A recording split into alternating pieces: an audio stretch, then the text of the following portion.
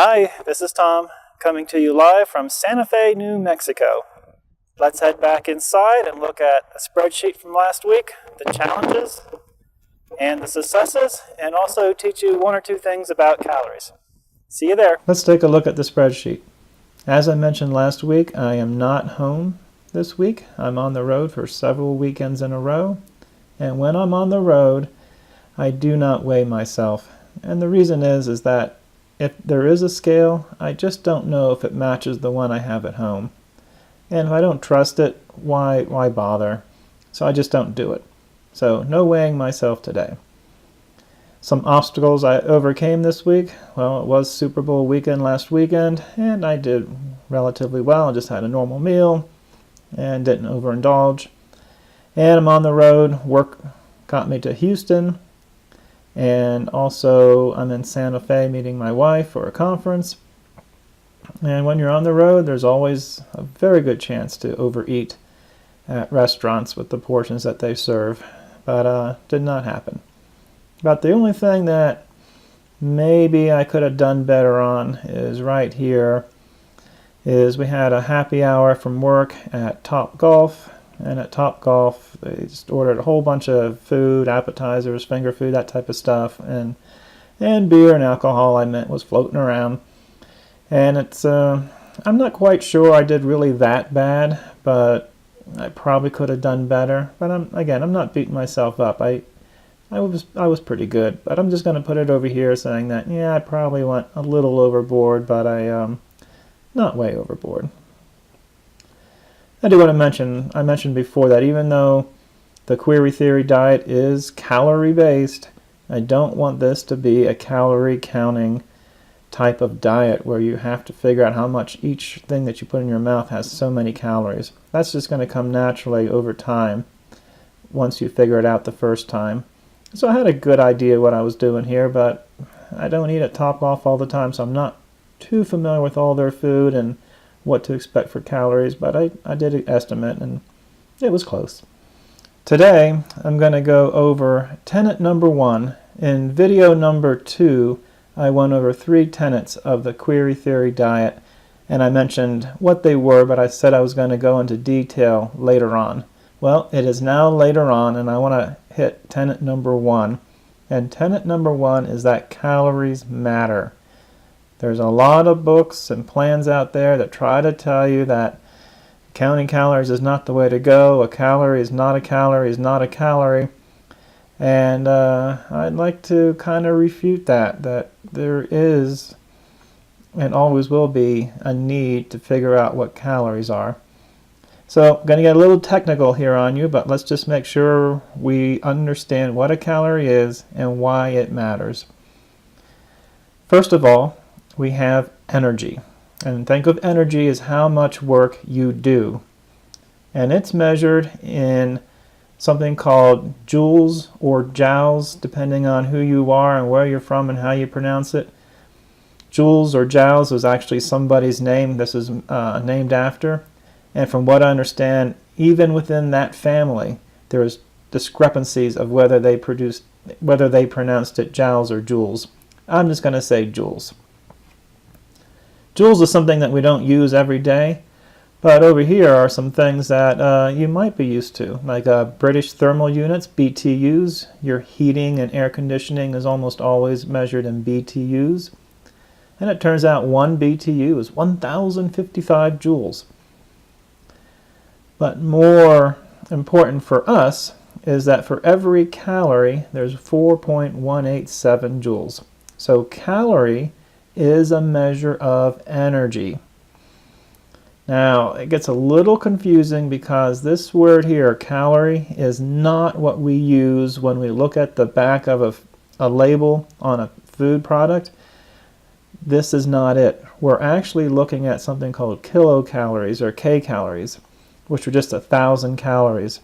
If we used calories on the packaging labels, they would be really big numbers and a little bit harder to understand.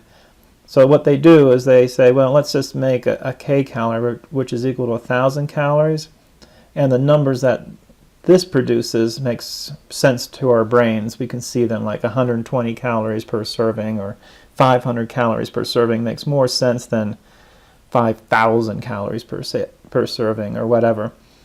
So even though the packaging says calories, it's really kcalories. The whole industry should say kcalories, but the whole industry says calories, so we'll just have to go with that.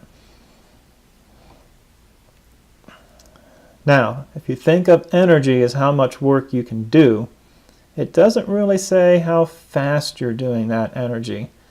Let's say you had to build a brick wall. It's going to take so much energy to build that brick wall, whether you do it in one day or you do it in 1 week. It doesn't matter. You're going to spend so many calories building that brick wall in 1 day and the same number of calories if you do it in 1 week, just at a much, much slower pace. Now, power, on the other hand, combines energy and how fast you do the work, and this is measured in watts. So 2,000 kcalories a day, which is a normal amount which most people need, plus or minus, to maintain a healthy weight, works out to about 96.8 watts, which is about the same as an older bright light bulb. 2,000 kcalories a day is about 0.13 horsepower. Horsepower is energy over time. We see that when measuring, a lot of times you see that with cars and trucks. How much horsepower does the engine have? And in my industry, which is radio frequencies, we use something called dBm, and 2,000 kcalories a day is about 50 dBm. Now, from here on out, when I mention the word calories, I'm really saying kcalories because calories is what we use when we talk about diets and food.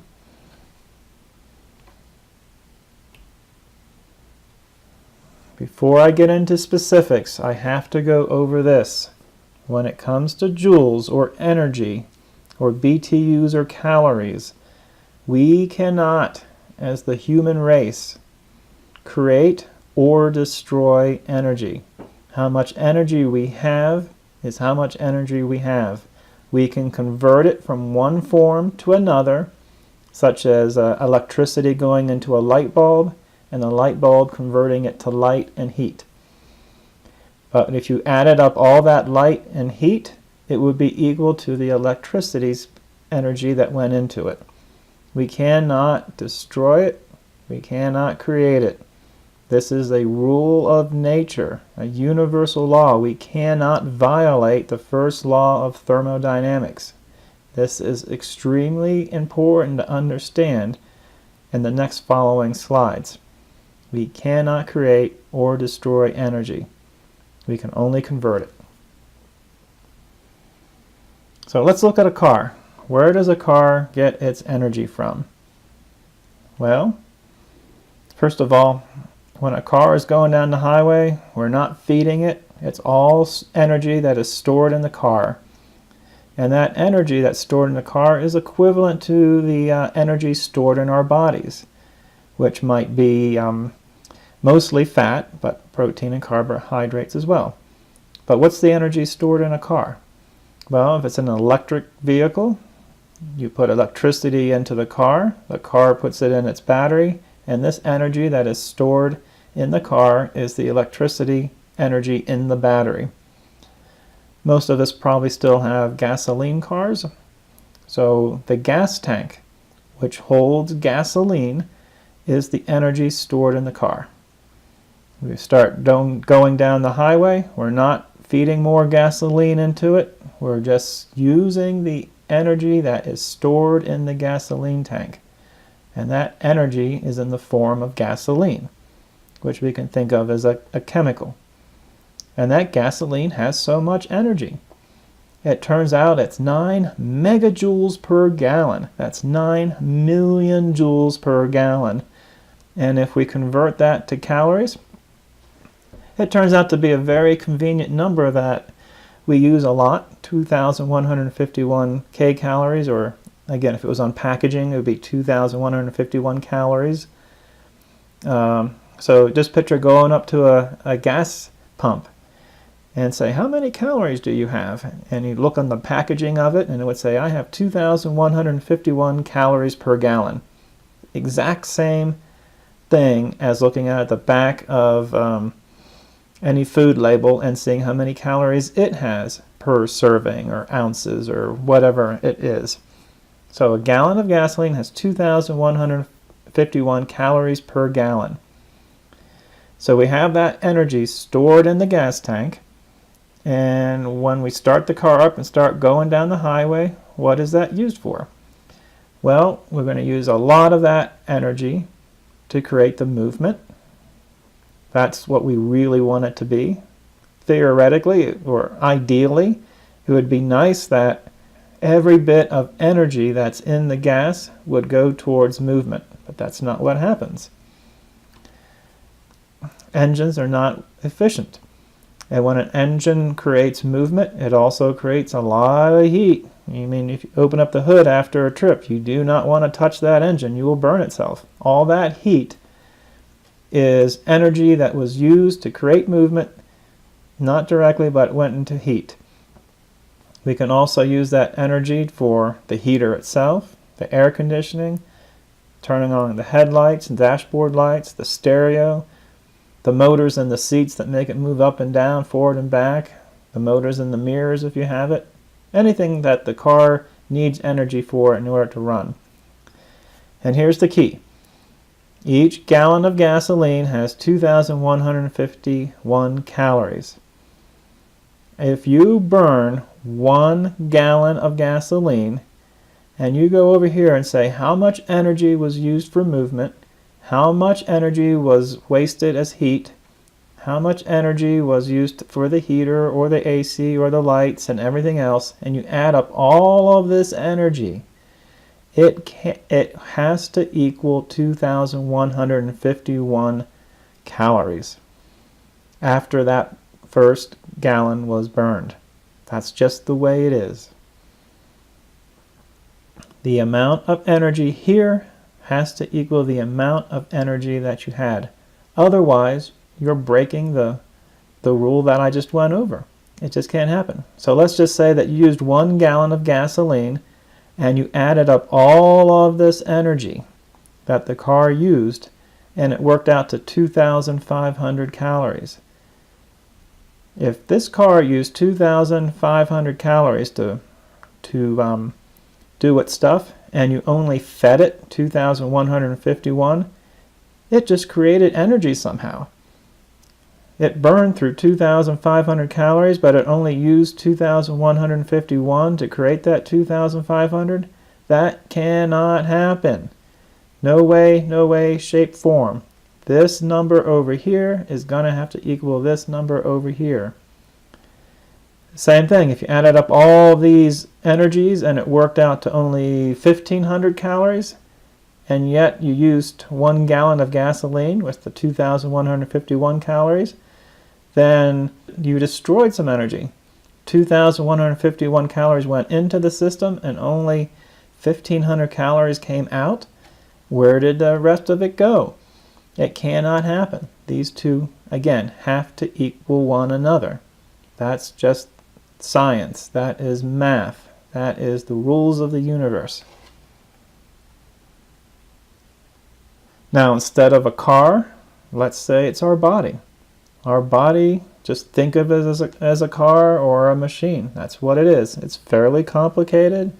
There's a lot of interaction between what the food type you use and how it uses energy. But in the end, at the end of the day, it is just a machine that is going to get energy in. In this case, the energy in is not gasoline. And I would not recommend a gasoline diet. You could say, I could eat a gallon of gasoline a day and get my calorie intakes. I guess you could do that, but I'm not sure how long that would last. And then, just like the car, just because when you put gasoline into the car, you aren't constantly putting that gasoline in. It stores it in the gas tank. And the same thing with this food here. We put food into our engine, which is our body, but we do not constantly feed ourselves. We walk away from the food and all the energy in that food gets stored in our body, just like all the gasoline we put into the car gets stored in the gas tank. So how does our body store energy? Well, the three familiar things that everybody's probably familiar with: protein, carbohydrates, and fat. This is how our body stores energy.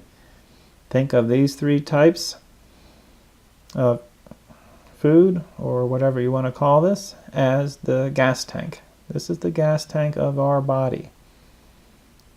Now, just like the car used the energy for various forms of movement and heat, what do we use it for? Well, if we're just lying in the bed doing nothing, we're still burning energy. Our brain needs calories to work, our heart needs calories to pump, our lungs need calories to breathe. The 98.6 degrees Fahrenheit that our body produces, that is all burning calories, burning energy. Without really moving at all, we're burning energy just to keep us alive. And then on top of that, just like the car, we have movement as well. When we start moving around, we burn calories above and beyond what we do just to simply live. So at the end of the day, just like the car, if we add up how much energy did this brain need, the heart, the breathing, and everything else, and how much energy did we use for movement, we're going to get one number for the total day of how much energy that we used. And that energy has to come from these three things. The amount of energy that was used in protein, carbohydrates, or fat, you add them all up, it has to equal how much we used. Same thing as the car, it does not change. We cannot use more energy than what these provided. We cannot use less energy than what these provided. These provided the exact same amount of energy as what we needed. No more, no less. Anything else is violating the rule that we can't create or destroy energy. We can only convert it. We can convert fat to movement. We can convert fat to calories for the brain, and so on and so forth. But we just can't create energy. We have to use whatever we have is what we have. And what we use is what we use, and they have to equal one another. Period. So here's my question. There's a lot of diets out there that say something like this: eat this food, and that food is usually protein, and it will force your body to burn fat. Now, I'm not going to have any arguments with that. If you think that eating meat day in and day out will cause your body to burn fat, hallelujah. I'm not going to argue with that. And from everything that I see, that's probably true. So what are some of these diets? We got the keto, the Atkins, the Whole30, the Paleo, South Beach. All these ones are all eat protein and less carbohydrates, and your body will become a fat-burning machine. And, I mean, you look at the studies, and it seems like, yes, it works.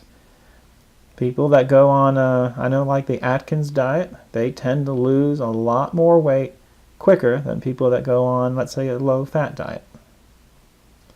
So there might be something there, but let's just make sure we understand what's going on. Let's say that your body needs 2,000 calories a day. If you burn 2,000 calories in a day, that's what your body's going to give it. Now let's say you go on one of these diets, and because it's a fat-burning diet, that of the 2,000 calories you used, 500 of them came right from your fat. And your belly starts going down because day after day of burning 500 of fat calories, you get less and less fat. I'm good with that. But now here is my question. Let's say that you ate 2,000 calories of protein during that day, and you burned 500 calories of fat. But your body only used 2,000 calories. This is where I have a problem. I don't care if you say that whatever you eat burns more fat calories than it does carbohydrates or whatever. I'm fine with that. But at the end of the day, the amount of calories you eat plus the number of calories that you've burned right off your fat storage has to equal 2,000 in this particular scenario. Just like before, if these do not add up, you're breaking the law of thermodynamics, and it just can't be done. So here's my question. If you did burn 500 fat calories, and you did eat 2,000 protein calories, and your body only used 2,000 calories, where did those other 500 protein calories go? They just didn't disappear, because then you're kind of destroying energy. These calories have to go somewhere. Calories are energy. Where did it go? And if anybody wants to make comments about this, show me the math without breaking the first law of thermodynamics. Prove to me that you can eat more calories and use calories stored as fat, and it equals more than what your body needed, and you're losing weight. I just don't think it's possible. So here's what I think.